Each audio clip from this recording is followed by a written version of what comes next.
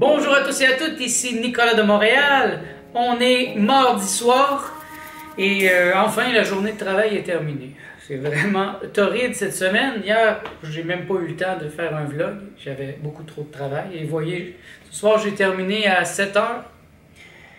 Et demain ça va être encore la même chose, de 9 h à 7 h. Je prends des petits breaks pour manger.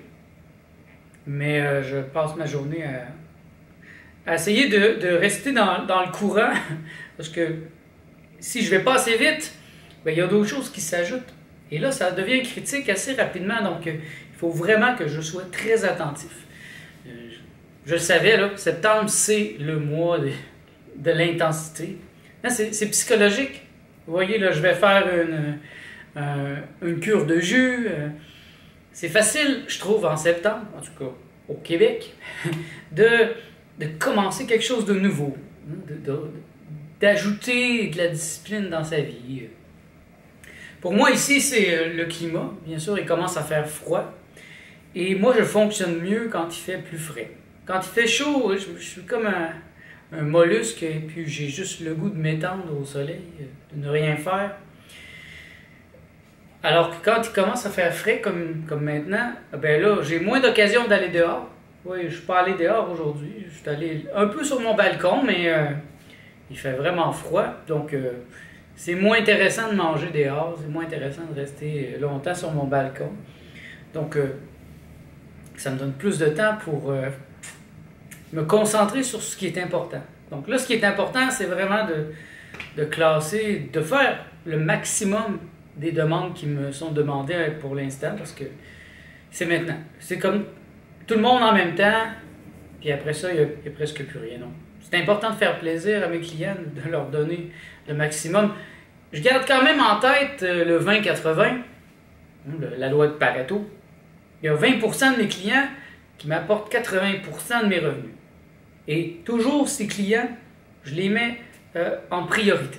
Même si j'ai d'autres choses à faire, si mes 20%, mon 20-80, mes 20% de mes clients me demandent quelque chose, ben je les mets en priorité parce que c'est eux qui sont là toute l'année. Il y a des gens qui passent. Et il y a des gens qui sont très exigeants, des clients qui font juste passer ou qui c'est déjà arrivé, qui me donnent presque rien, qui me donnent un petit contrat comme ça, 100 $, 200, 500, et puis qui repartent. Et puis ils s'attendent à être servis comme des rois. Et je leur rappelle que j'ai des clients qui sont là, pour certains, depuis 8 ans, depuis 6 ans, qui me donnent des contrats à longueur d'année. Et c'est sûr que ces gens-là sont plus importants. Et je dois les prioriser. C'est important de prioriser ceux qui vous amènent 80% de ce que vous désirez. Si vous pouvez le faire en amitié aussi, vous avez certainement un 20% de vos amis vous amène 80% de satisfaction, de bonheur, de joie. Mais privilégiez-les. Privilégiez ces gens parce qu'ils font partie de votre 20-80. Et c'est comme ça en tout. Dans les lectures, moi dans mes lectures, je privilégie ce qui me rend le plus heureux, ce qui me stimule le plus.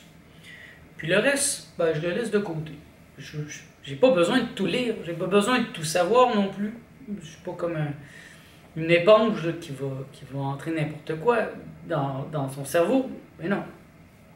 Moi, je me suis toujours posé cette question parce que, premièrement, j'avais tellement de choses que je voulais lire à une certaine époque. Si je n'avais pas fait un 20-80 constant, je me serais perdu. Peut-être que vous êtes comme moi aussi, vous êtes super curieux, et puis là, vous commencez à lire un livre, hein, ça vous stimule à en partir d'autres, et là, vous vous ramassez avec 5-6 livres en même temps, puis là, ben, ça avance plus. Si on en lit un, bien, ça avance vite. Et si on en lit 6, bien, c'est 6, c'est divisé en 6, donc des fois plus, hein, des fois j'en avais plusieurs autres de lecture parallèle. Et donc, pour l'instant, j'y vais tranquillement. Là, je suis en train de lire ce livre-là, le livre secret de Yeshua, Daniel Meroy. Très bon livre. Quelques longueurs, mais ça me parle, ça vient vraiment me chercher. C'est l'histoire de Jésus, mais à travers la bibliothèque akashique. Il y aurait dans l'univers une bibliothèque dans laquelle est contenu tous les mémoires. Et certaines personnes, comme Daniel Meroy, sont capables de se connecter et d'aller chercher l'information. Donc, il vit à travers Jésus, qui s'appelle en fait Yeshua. Et je trouve ça vraiment intéressant, je le trouve vraiment incroyable. Incroyable de voir aussi la vérité. Moi, je crois que c'est plus vrai que ce que la Bible nous raconte. La Bible ne nous raconte pas grand-chose sur l'enfance de Jésus. Sa vie commence vers 30, 33 ans. Tout de suite après, il se fait tuer. Alors qu'il y a eu quand même une vie avant. Et là, je suis rendu à peu près il y a 13, 14 ans. Et il a déjà entamé, là, il est dans un voyage assez loin, au Pakistan, en Inde. Il se rend compte qu'il est la réincarnation de Zoroastre. Et il lui revient des mémoires de Zoroastre à cette époque. Et c'est pour ça qu'il est dans ce lieu, sur la montagne de Salomon. Et il tente de se souvenir de ce qui s'est passé aussi, mais pour l'aider à savoir qu'est-ce qu'il va avoir à faire aussi. Quelle sera la suite? Quelles ont été ses erreurs en tant que Zoroastre? Qu'est-ce qui a fait que ça n'a pas fonctionné à cette époque-là? Et là, il revient pour ça. C'est vraiment intéressant. Et puis c'est tout un voyage à travers le désert. Puis voir comment il écoute son cœur. Je faisais un commentaire d'ailleurs la semaine passée. Et c'est intéressant que ce livre arrive dans ma vie parce que j'ai eu une expérience psychédélique assez forte dernièrement.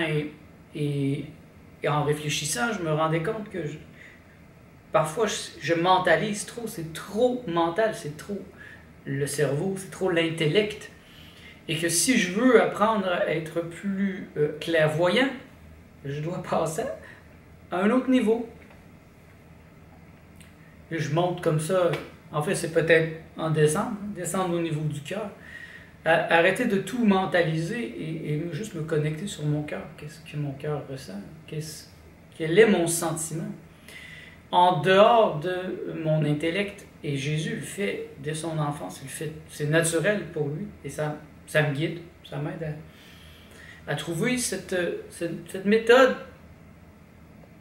Je me rends compte que je l'avais déjà trouvée, je l'ai très bien utilisée étant plus jeune, quand j'ai commencé à faire beaucoup de bandes dessinées, et surtout vers la fin de la vingtaine.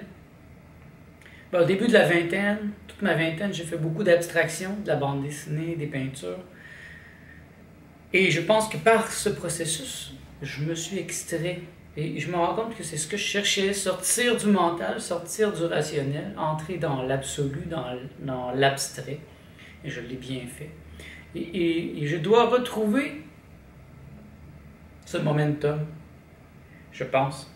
Parce que mon intellect est vraiment très musclé et parfois il se met devant mes perceptions. Je dois apprendre à être plus ouvert à l'aspect féminin. Je pense. Je pense que les femmes, vous avez un très grand avantage d'être plus à même d'écouter votre cœur, vos sentiments, votre ressenti.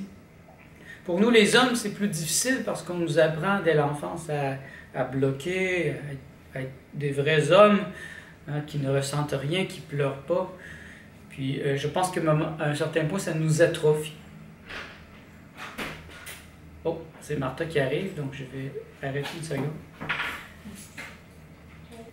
On va voir dans les prochaines semaines vers où va me mener cette lecture. Moi, je trouve ça intéressant.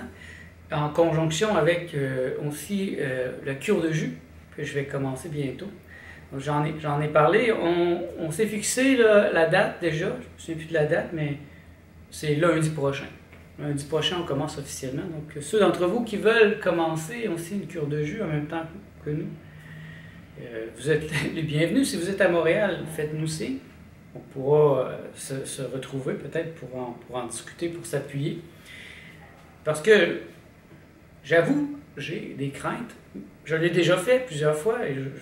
Mais les craintes, c'est un peu comme avoir le trac. C'est des peurs infondées, en fait. Parce que, OK, les 2-3 premiers jours, c'est difficile. Ça, c'est évident. Mais après, ça devient facile et ça devient vraiment plaisant, en fait. Ça devient une libération, j'ai beaucoup d'énergie. Et puis tous les gens qui font des cures de jus ou des jeûnes vont dire la même chose. Après 4 ou 5 jours, là, ça devient vraiment plaisant. Ça peut devenir très pénible vers la fin d'un jeûne à l'eau, comme l'année passée, mon jeûne à l'eau à partir de 25, après 20 jours, là, surtout 25, 29, ça commence à être vraiment pénible, là, mais ça, c'est autre chose. Et je pense pas aller aussi loin là, présentement. Le but n'est pas de faire un jeûne long, le but est juste de faire un reboot, hein, dans le style de Fat, Sick and Nearly Dead. Donc, je vous invite à écouter ce documentaire, ça va vous mettre aussi dans le bon état d'esprit. C'est fait en toute simplicité, puis ça montre que n'importe qui peut faire un jeûne de jus. C'est pas compliqué, ça ne demande pas une formation. Ça demande une machine à jus, bien sûr, mais c'est facile de s'acheter une machine à jus, même très peu dispendieuse. C'est ce que j'ai fait au début. Par la suite, je me suis acheté une meilleure machine à jus. Donc, j'en reste ici pour aujourd'hui. C'est court, mais je suis quand même fatigué d'une longue journée de travail. Et je tenais à vous mettre à jour sur les quelques choses qui sont dans ma réflexion. Et j'espère avoir plus de temps cette semaine pour vous donner un peu plus de détails sur le jeûne, la cure de jus que je vais faire. Donc, merci d'être à l'écoute. On se revoit dans le prochain vlog.